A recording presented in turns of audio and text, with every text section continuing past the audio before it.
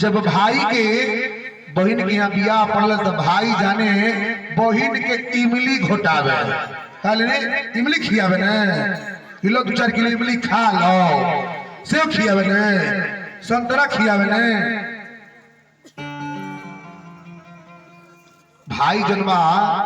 बहन के जाने तो 5 गो पोलो के घुमावे ने आ घुमा के जो बहन के जो पानी पियावे ने आ कोने बहन जुड़ई ले यहन लोग कहला ए बहन जुड़ो ले आ जेकरा जुड़ेला 100 रुपया 101 रुपया एगो साड़ी देला कहला ए बहन जहिया तोर घर कोनो कष्ट होई दुख होई हम तोरा खातिर तैयार बानी लेकिन 1 लोटा पानी आ 51 गो रुपया आ एगो साड़ी ई तोरा के हमरे घर खातिर हमेशा धोइल रही इहे तो के मिली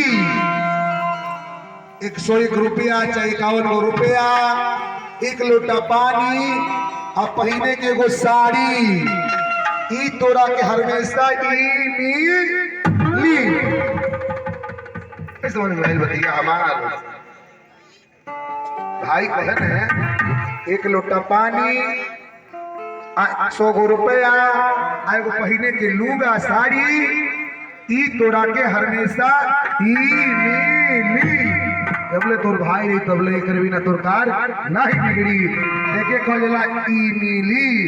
ई लोग बोला कि का ई मिली कहता लोग ई मिली लेकिन ई मिली के कहले लोग नहीं जानत होई जानत रहला जान बोले